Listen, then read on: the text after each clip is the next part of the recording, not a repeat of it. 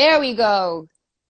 Hi. Hi. Hi. Hi. Congratulations.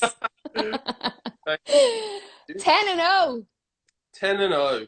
Woohoo. Over here, hey? How are you feeling? Well, first of all, thank you very much for gracing us with your presence. I know it's I know it's like 2 days after you fought. You're probably sick of the media, so thank you so much. Appreciate No it. worries. Right, talk me through. The last time you talked me through all about fight week, so let's do it again. It was really good. Talk Uh, us through all last week. How did you get on? it was really good. It's really good. Like the first one obviously was fun because it was new, but there was some like with the first fight camp or with well yeah with fight camp there was like they had little issues and things with it like food and stuff, and obviously not being allowed to leave the bubble at all. So if you didn't take anything with you, the right bits and stuff, it was difficult. And entertainment wise, there's a lot of like nothing to do, time kind of in between your media and bits and bobs obligations, whatever else. So, but this time around, absolutely smashed it, to be honest. What did you do differently that you smashed it this time round? Well, I brought my own fridge this time, so that was sorted. I brought Very my good. water, whatever else. But I don't mean me. I just mean like Matchroom and Eddie and the staff and whatever else. This time around, like the setup of everything was just like good, really good. They absolutely smashed it. Like it was. So you get there on the day. Obviously, you get tested straight away. Have to, and then obviously once you're tested, you're escorted to your room. You have to stay there until you're allowed out of your little prison for the day. Um, they come and get you the next day. Now, I think every boxer or just anyone that's been tested, you start going through them like mini panics of like, oh crap, maybe I've got it. Like, oh, but what if I have? I had a runny nose yesterday. So like there was a bit of that because when they came on fight camp as well, when I'd passed, they came early in the morning. I think they knocked on my door like 7 in the morning to say you passed. And the next day, they didn't actually come to my door till about 10:30. So I'd woken up and I thought, oh no, they haven't come yet. This might mean that. So there was about an hour where I was a bit like, oh no, like I might have something or whatever. But it was fine. Passed. Was allowed out of my cell. Went for a little wander around the hotel, and there's like so they had the set floors, obviously for the boxers. The one couple of floors of where the boxers, everyone's rooms are, and then there's a floor for pretty much everything else. So all the media rooms, whatever else, the gym rooms. They had a games room, which is cool. A couple of games of FIFA, some table tennis, some darts. They had a cinema thing set up, like with a projector and stuff, was cool. So they went all out, really. They smashed it, and then there was buffets every day of food, so food was easily accessible and everything else like that. So it all worked out really well, to be fair. So are all the opponents together in like the same area? So Yeah. that's weird, right? It's a bit weird because you're just having breakfast and you're staring. You can, like me, I can see like Richard having his breakfast, and I'm like, what are you double checking what they're doing and whatever else. The funniest, to be fair, obviously the clearest and the funniest pairing was Tom Little and Alan Babbage running around together and them two like crossing each other's paths and that. But there was no problems at all with anyone. There was no issues or so. Like me and Richard, there was no problem. After even with Tom and Alan, they had their little thing at the press conference, but that didn't spill over anywhere at all. They just carried on like normal. They speak and stuff. It's a weird dynamic because obviously you never see your opponent until like previously until up until like the fight night really, or at least that week, and you see him for 5 minutes at the press conference and 5 minutes at the weigh-in, and then you're gone. You don't see him again until fight night, but constantly like seeing them going around the corner, they're there. You go in the games room, they're on FIFA, so you can't come kick them off or whatever else.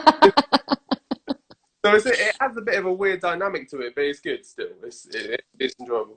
But like when you look at kind of like the traditional way of like fight week, and there's so much sort of secrecy around like the weigh-in day and stuff, and there's all your team is looking at their team. They want to like pick up and see like, oh, is he making weight? Is he like drained from making the weight? Is he like, does he look like lethargic? Like what's going on? So now that's kind of totally out, and all those sort of like game plan tactics are sort of gone.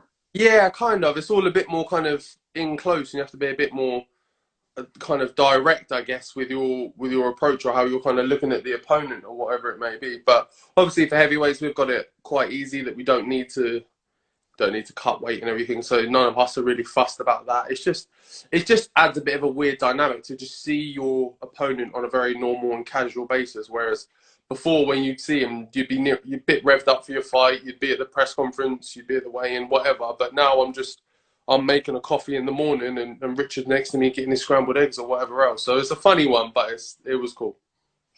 So in terms of like obviously heavyweight weight, you have that luxury, but do you like to stay at a certain weight and then once you finish fighting, like, you know, stay in it, like not go up or not have to cut weight in some capacity, whether it's eating clean or water or whatever it is?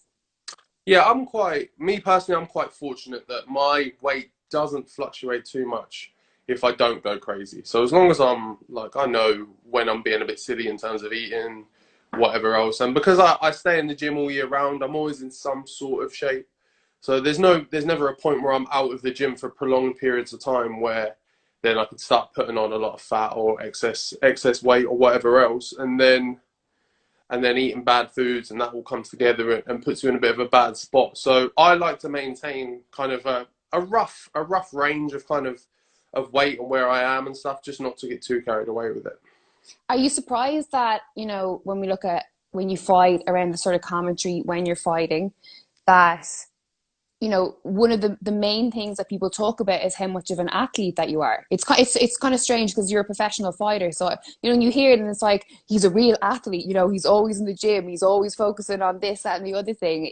How does that sit with you when you hear that? Like, as if you're meant to be really overweight because you're a heavyweight or something, you Yeah, know? it's a funny one, isn't it? Like I see it as complimentary because I know a lot of boxers that don't always stay in the gym, and you can see it a lot, and even some at like some high levels that just don't always take their profession to the kind of most serious point of treating it as a real job almost. Because with boxing, it's all down to you. So if you don't go to the gym, no one's really on you about going, or no one's really in your ear saying you need to go or whatever else. But if you're a footballer or you're a rugby player or whatever, if you miss a day of training, say you don't turn up, your manager is going mental. They're on the phone, your teammates are at you, they're going, where are you? What are you doing? So with boxing, there's that, it's just pure ownership. It's about you on your own. And if you personally decide to go to the gym, make sure you're staying in shape, make sure you're staying ready. But for them to say that obviously I'm such an athlete, it's a massive compliment really, because like I am always in the gym, and it's nice that it's recognised and known that I take my sport seriously. I love boxing and I respect it enough to always be in shape and always be ready. So let's touch on that because I know we spoke about motivation before, but to have that ability to be able to not have the team or not have the coach that's like constantly on your back, and that a lot of, and I know because obviously you've the inclusion of, and we'll talk about him in a little bit more detail as well, but Danny Wilson, the boxing science. So obviously there's a lot of like you working with him remotely and different things. So you do have to be kind of self-motivated. Yeah, Is that you? Have you always been like that? Or is this something that now you recognize the opportunity that you have and you're like, okay, I need to kick it up a gear a little bit? yeah, it's the second half. Because it is. I'm not gonna lie. It is. It's because early on in my career, so I had a skewed vision of boxing. I guess that I thought the process was you have a fight announced, you train for the period of time, you get to the fight, you finish, you're done. You don't get seen again in the gym until your next fight is announced, until you have to start that cycle again. And then that's how I treated my career early on. For my first maybe 2, 3 fights, that was what I did. But I quickly realized that like it's like you do so much in those, like say a camp takes 12 weeks, you do so much in those 12 weeks to get your body in such a peak performance kind of condition or situation, that then if you just drop off for 2, 3, however many months or whatever else, that just completely puts you back to zero. So if you see it as like, you view it as almost like a scale of you're building yourself up, and you get yourself to maybe, I don't know, 100% of your body capacity, then if you take months off without even looking at a gym, you go straight back down to zero. Whereas what I do now is I stay in the gym, I stay ready, I maintain a good 70-80% of still there, because all those improvements you've made of getting faster, getting fitter, getting stronger, if you do all that in the camp to get to your point, and then you get to the end and you just sack it off, and then you're not seen in the gym for months, you lose all of that progress and you start again. So overall, as a boxer and as an athlete, you're not actually getting any better. You're just getting back to that high point and then getting there and then dropping it again and getting back and whatever else. So that was something I learned, is that you can't just turn up for when your fight's announced for the fight camp or whatever else, and then go home and eat cookies and biscuits for months until you get the call again. So it was something that I had to learn and had to kind of I had to have that conversation with myself of like, are you going to take this seriously? It's like, are we going to do this? And this is, boxing is your job. Like, this is your life. You are supposed to be in shape. You are supposed to go to the gym. Just because you haven't got a fight announced is an excuse not to go. Like, same for any other job. Just because you haven't got an immediate deadline doesn't mean you don't turn up for work on Monday. You still go. You have to build towards that. So that was, it was a realization I come to. But it did take a few camps for me to go through. But since then, I've stayed on top of it. Well, it's so interesting to hear you talking about that, because I mean that perspective of people who do drop off, or they've trained so hard or they killed themselves so hard during the training camp, and then when it's over, and particularly when they get a win, they're like, right, I'm just gonna, like, stay out of the gym and I'm gonna do whatever they need to do. But Yeah. it's like, from what I gather with boxing and with all fight sports, is that the window is so small for you to impress, and the opportunity is so, like, it doesn't happen for everyone, I suppose, is what I'm trying to say. You know what I mean? So you literally have that moment where you just have to capitalize on everything that you do. And that is kind of hard. You need to be mentally strong to be able to do that, because you have to be aware of, your position, I Yeah. suppose. Yeah, of course. That's the thing with it. You have to have that, like I said, I had the conversation with myself to be like, these opportunities aren't there for everyone. And especially now, in obviously in the world and what's going on, the climate of everything, that even the opportunities that were there before, they've been halved because of everything Mm-hmm. going on. So like a running theme of the shows that have been is kind of like, when it stays on, like, stay in shape, wait for the call and get your opportunity and take advantage of it. And that's what I have been on for a good few years now, is just, even before all of this, is just, you need to make sure you're ready. You don't ever want the call to come for that thing you've been working towards, that big fight, whatever, and it's maybe on a bit shorter notice than you're used to. But if you're half fit, then you can do it. But if you miss the opportunity entirely, who knows when it's going to come again. Absolutely. Right, let's talk about the fight. This is what people really want to hear about. Even shorter again. I know you'd said after the last one, would like to get the rounds, would like to get the airtime, but second round stoppage. Let's talk through it. Yeah, it started off obviously a weird one with Richard's ring walk, which was very, No Larry, no party. yeah, We no, loved it. definitely on the way to the ring. But yeah, I wasn't, to be fair, I wasn't even particularly happy with the first round that I did. It wasn't great. By my own admission, I started a bit slow. I think even maybe the cameras even caught that in the corner, where I was talking with my coach at the end of the first round, and we was talking. I was saying, I'm not happy with that. That was poor. I started slow. I was being lazy. Blah blah blah. And to be honest, I blame that on Alan Babbage. That's his fault, because I expected more time out of him in Tom's fight.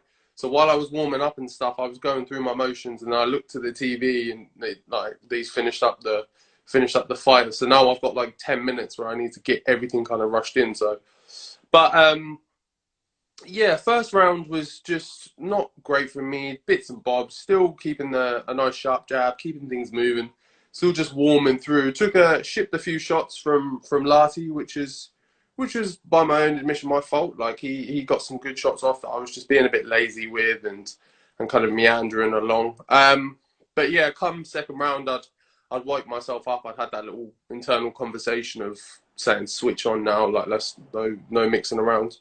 And I'd like sized it up. I stung a few good jabs out. My jabs were in the second round a lot better. They were sharper, crisper. I was more on my toes and lighter on my feet. And then I thought I set it up because he had a high guard, which I realized. So I decided to set it with a few, like if I got in his head that my jab's quick and sharp and I can get through the middle of that, then if I sting 3, 4, 5 of those just on the bounce every now and then that will make him hesitant to a little flinch or a feint or whatever. Then when I go for whatever, so that's what I did. So I set it up with a good few jabs, made him hesitant towards that. Fate one, which then brought his guard in front of his face, and then just went round with the left and the right.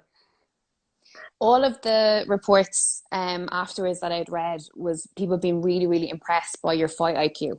And that's something that's starting to come through with like every fight that you have, is that people are starting to see this sort of like almost, and I mean it in the best way, almost like calculated. You're very Mm, calculated when you're in there. yeah. Are you like, I mean, obviously you want to show who you are as a fighter, but does that satisfy you that, you know, people are starting to see who you are in the ring?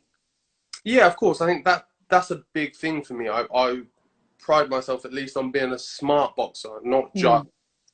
running through and smashing holes in people. That, yeah, I can do that, but I'd much rather be known to be someone who's smart, who, like you say, who's calculated, who thinks about what they're doing. I don't like to have any excess waste when it comes to boxing. I don't like to waste punches just for the sake of it, or do things just for the sake of it. Where I'd much prefer to set things up, take my time, slow into it, ease in, find the gaps, and just assess. It's something I took early on in my career from watching someone like Mayweather, where he just said that he takes a good round or two, maybe even three, to just take in information, just do things, Hmm. assess your opponent, see where the gaps are, not necessarily even capitalize on them when you see them immediately. Yeah. Log in all that information in your head, just knowing, and then in later stages of the fight, using it to obviously help you. Is I don't think I've ever heard you say Mayweather before. Is Mayweather one of your top inspirations in terms of studying, in terms of like, In terms of IQ, um, hmm. brain smarts, like planning, structure, then yeah, definitely. And the way I look to him a lot for the way he structures his fights, like the way he sets them out, the way he plans them, why he does certain things and when he does them, what the goal is, to why he's doing something, and what the outcome he wants from it. That's something from watching him a lot and watching interviews and things he does, like behind the scenes things, and just catching little bits he talks about and says, and that's something I really pay attention to with him. Hmm. That's something he's big on, and something I've learned a lot from as well to see and use in my own game. So 10-0, So far, English heavyweight title, British title in the new year, so they say. Is it definitely going to be January? not the British, no. So I will definitely be fighting in January.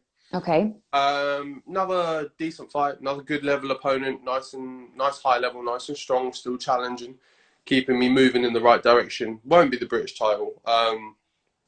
Maybe after that, or maybe a couple of fights after that. Probably more reasonably something like summertime of next year will be the time when maybe something like that could be made. But yeah, definitely next outing is 30th of Jan. So I know that like you obviously don't want you want to go as quickly as possible through this, and you know you spoke before about, you know, being tested with opponents and different things, but so what we've seen so far is that everyone that they've put in front of you, you've managed to figure out quite easily. So, you know, in terms of the pace that Matchroom are kind of putting you on the platform, is it going to plan, or is everything, you know, do you get overwhelmed at all? Because after you won the fight on on Saturday, it was just like, you know, the most normal thing ever. You know, you just look so chill. Yeah, no, I'm not overwhelmed with it as of yet. Like in terms of pace and stuff, it's going at like a pace that I'm completely comfortable with, that I'm happy with. Everything's moving forward how I want it to. I want to be moving into those challenging fights than ones that are more difficult. And especially with now, like with things going on in the world, there's no room for those kind of easy journeyman fights of just Hmm. kind of smashing through and just like getting an easy night's work. There's no space for that anymore. It's competitive out there in terms of being on cards. The space for cards is competitive, so you need to be, if you're like, I know Eddie, and that not put fighters on cards because they want easy runs or they want an easy one, where he knows that viewership, they want to be seeing them good competitive fights. And especially as well with coming from the back end of someone like Dylan as well, he's like, there's no way he'd let me just have a rollover. Like, he'd much rather get in there with me himself and punch me around than let me have just an easy work. So I'm completely happy with everything. We're moving at a good pace, and I'm just enjoying it, really. That's why, like, afterwards, I'm happy, I'm smiling, I'm buzzing, because overall, I'm just buzzing to be where I am and what I'm doing with it. Do you feel really lucky? Oh, massively, massively. That I get to, like, I feel lucky that I get to wake up every morning. My job is to go to the gym. Like, it's something I love and enjoy, and I'll do even if I had like a normal 9 to 5 job, but yet somehow I've managed to wangle myself a way to do it and get paid for it and whatever else. So yeah, I feel lucky every day, and then it's just more reinforced of when, like, I get there on fight week and I'm surrounded by like Eddie and all the guys there and just everyone that's obviously been in boxing for so long, and I love the sport and being around all them people. So it's just nice to be around them, feel like you're in the mix with everyone and a part. Well, they really are supporting you. Mm. I mean, in terms of even like the media output, you know, you're up there, you know, you're a lot of, even with, you know, Sky, you know, it's great to see. And with every fight you see, you kind of develop and kind of open up a little bit more and be more, you know, I don't know what the word is, like more evolved as Yeah. each fight goes on. And it's, as I said it to you before, as a fan, it's like so interesting to watch because you get to see someone develop in front of your eyes. Yeah, no, You there's been haven't disappointed us yet, is what I'm saying. yeah, there's still time, don't worry. But yeah, it's been massive thanks to obviously Matchroom and Sky as well, because as soon as I was like in the mix, they were always so supportive. They wanted to do different bits and bobs with me, exposed me to the fans of boxing in just different ways and any ways they really could. They've like, there's nothing more I could have asked of them really for them to kind of help me with my journey. Would you change anything? If No, you could, if somebody said you could be exactly where you are now and the opportunities will still be there, but you can change something about the journey that you've taken so far, would you change anything? no, I don't think I would. I like, because I like, even though there's been days where things go wrong or it's not gone 100% to plan. Like, don't get me wrong, I've won all my fights and I'm happy, but sometimes things go wrong. Sometimes it doesn't always work out and whatever else. But I still see it as all, regardless, it's lessons and you learn and you figure stuff out. So I don't want to. I'd rather go through it all than miss out on any lessons, because if I don't learn now, I'm just going to learn later down the line that, don't do that because that means that won't happen or whatever else it might be. Mm-hmm. It's better to go through it all now and crack through with the team that I have around me that are supportive and can always help, than just want to skip over all maybe what be the bad days or whatever else. Very good.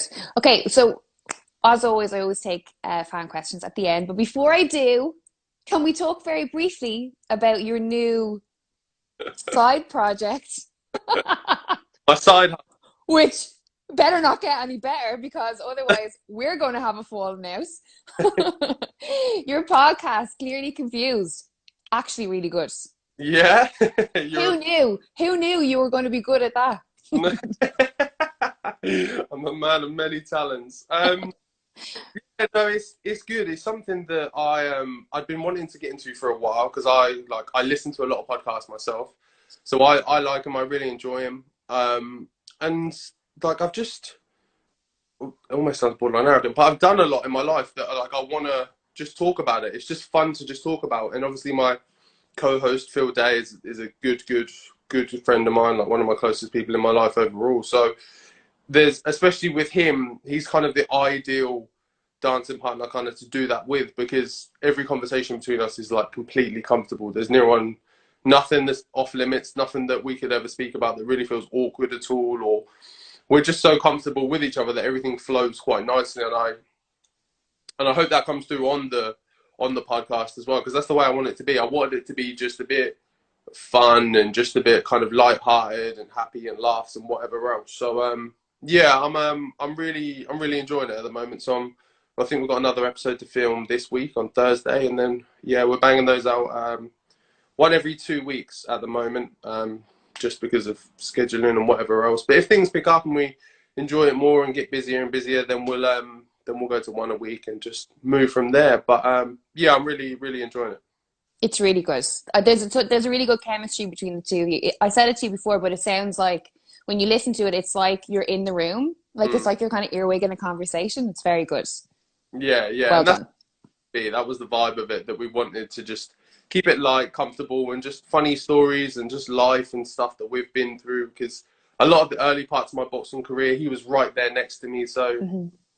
those days when like I did first ever get to those big shows and I felt like what am I doing here? How the hell have I got here? Like what's going on? He was always right there next to me to share the experience with me, and it was funny between us because we just felt like we weren't meant to be there, but it was still great. When did that feeling leave? Um, Saturday night maybe.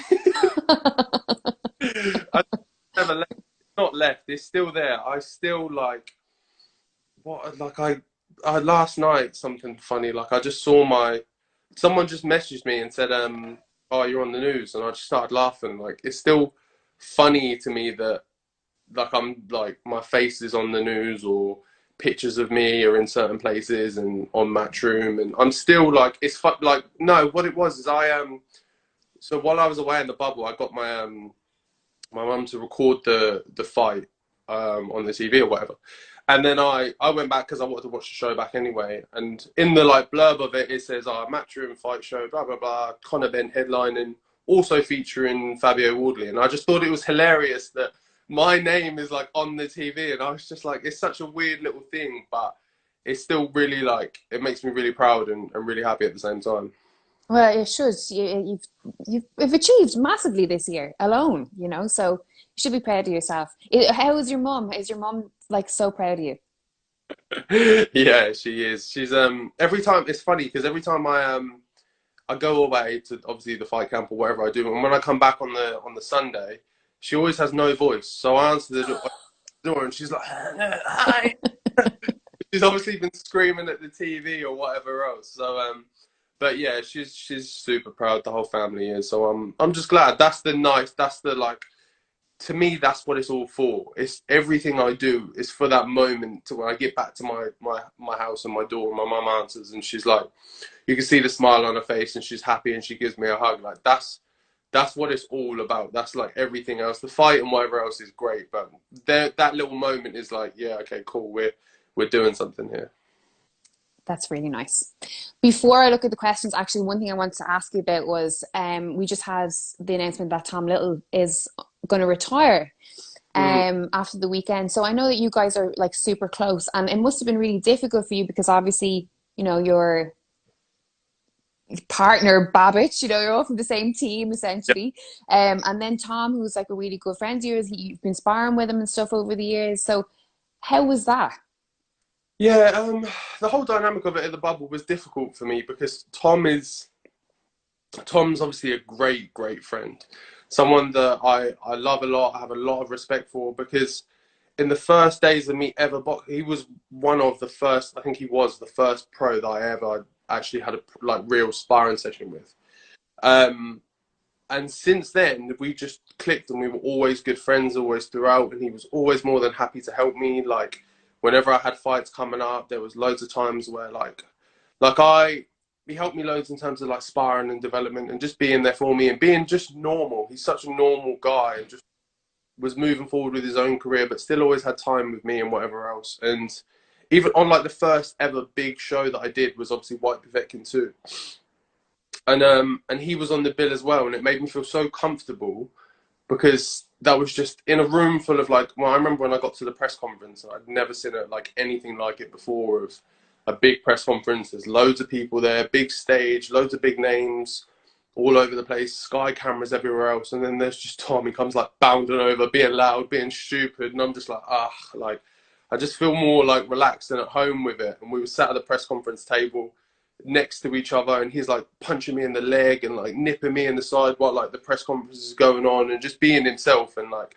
it was so good to have a friend like that next to me to just help me through that kind of that big introduction to the big time kind of thing. But it's always a sad day when a friend a good friend and a good boxer, leaves boxing. But like I said before, as long as he's happy and he's comfortable with the decision, then it's for the best, and I'm more than happy for him. It'll be sad not to be around him anymore, not to spar with him, and not to have him on shows or whatever else that we do with each other. But if he's made his peace, and don't get me wrong, I'll send someone there. He's done a lot. Like he's been like as a pure boxing fan, all you want to do is box up and down the country, or not even up and down the country, all over the world more so, in front of different fans on different shows and just getting different experiences. And if anyone can say they've done that, Tom can. He's boxed in Saudi on a Joshua card, and he's boxed on big cards at the O2 in the UK and wherever else, and he's gone over to like Germany and whatever else and boxed over there. So he's been here and done everything, like, so he can put his feet up and kind of say, yeah, no. I had a good run with boxing, and I achieved a lot. Perfect ending. Okay, let me just have a look at the questions. We'll just ask like two or three. Let's see what Yeah. they're like. Um, let's have a look. Okay. Do you have any jokes from while I go through all these questions? Jokes. Tell a joke. Okay, so here's one from Fahim76. He said, Fabio, do you think 20 years old is too late to start amateur boxing with aspirations to later be a professional and make a living realistically? No, because I started at 20. Were I you started, 20? huh? You were 20? First time I ever put on a pair of gloves, I was 20 years old, yeah. No way. Wow. Yeah. So no, do it. As long as you commit yourself to the sport and you want to dedicate yourself, it's perfectly achievable. Amazing. Amar Sandra 245 has said, Fabio, you are an inspiration. So that's nice. Oh. Um, Lewis Ferguson has asked, can you ask Fabio who his next opponent is? Let's do in Can the you mid. say? Someone Um, has said, is it Nathan Gorman? no, it won't be Nathan next. Okay. I don't expect you to tell me. It's okay. Um, Elise Kai has asked, Fabio, do you I, miss having an audience? oh, okay. That's my little cousin, and she's asking. Oh, Is she is always the loudest there. She always does this ridiculous scream that you can hear from outside.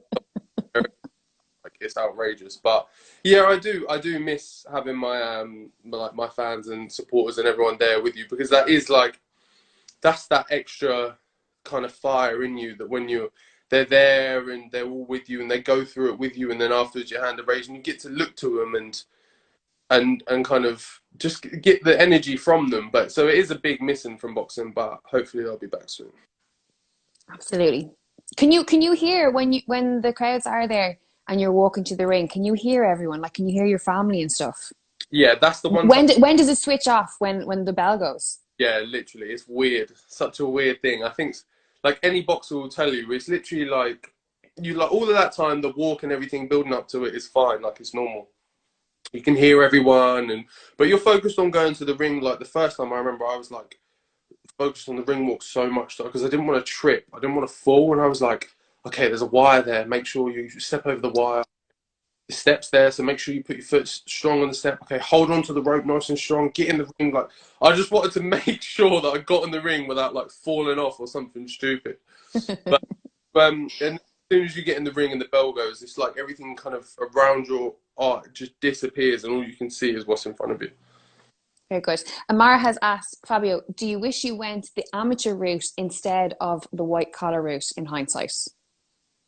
No, because one, I'm happy with where I've got to so far, and two, I think that it's good that at least someone can come from white collar, do something, and be a I don't like a focal point to look towards to say, even though I'm doing white collar, I still could make it in boxing. I don't have to be ABA. Don't get me wrong, ABA is great, and they've brought through so many great boxers, but it's always good to have different avenues, because where that may, like in my situation, where that wasn't ABA wasn't available, for that young kid now who's in the same situation I was or whatever, where they're doing white collar, but they still look and I love boxing and want to be a pro.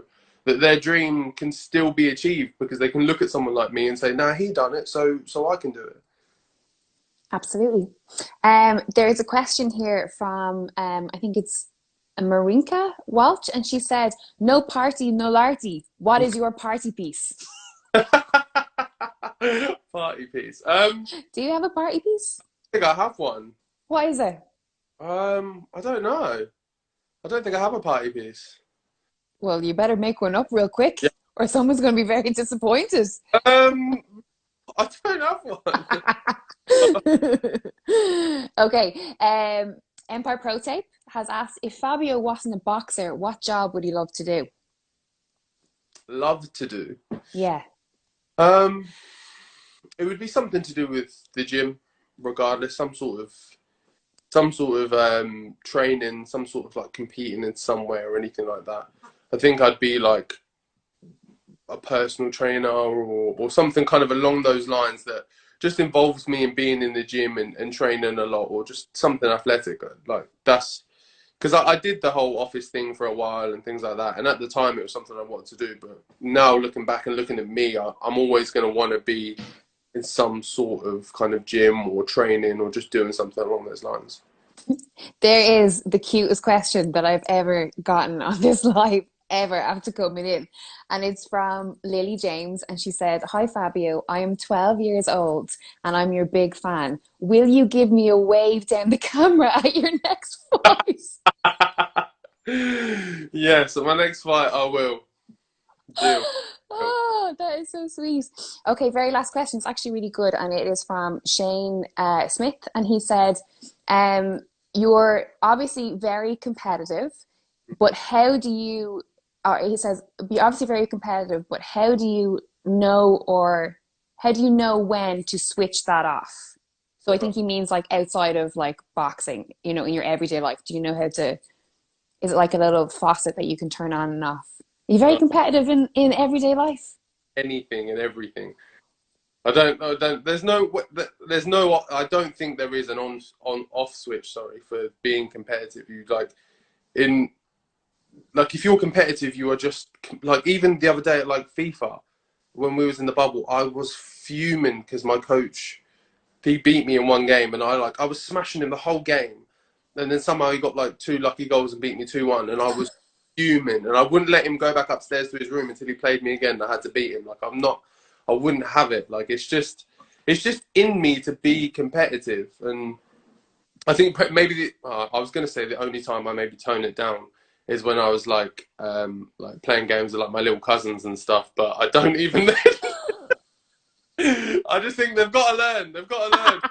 They get it, but they do actually beat me in whatever else. They've earned it properly. So I was going to say that, but no, I don't even then. So unfortunately, there's no off switch. It's always You're on. a horrible person, is what we're saying here. Okay, very, very final question because there's loads asking it. So we'll just finish on this. And everyone is asking your predictions for Saturday night. Dubois versus Joe Joyce. It's a very difficult one for me. Because it's very obvious to say that it's a fight of two halves. That obviously, if it goes into the latter half, then it's going to favour Joe. And if first half, if Daniel can do his thing, and Joe is sometimes known to be a bit susceptible to punches in the early stages of fights. Sometimes he can be a bit of a slow starter. That may be just because his opponent in the past that he hasn't really respected them or their power. So he knows that he could just walk through them and not really bother him too much. But it's a real difficult one for me. And unfortunately, I've been asked it all week and all of last week as well. And I've just been stuck on the fence. Like, I can't move off, unfortunately. It's just, to me, it's just a great fight to enjoy and just kind of see how it ends up in terms of, like, I've sparred with both well, so I know I'm a bit better than most. But they both have good attributes to beat the other. That's why it's such a good matchup. That it's just about on the night who can get theirs off and stop the other person. That was a very diplomatic answer. Well done. I'll be using that myself when I get asked about these Right. who's going to win.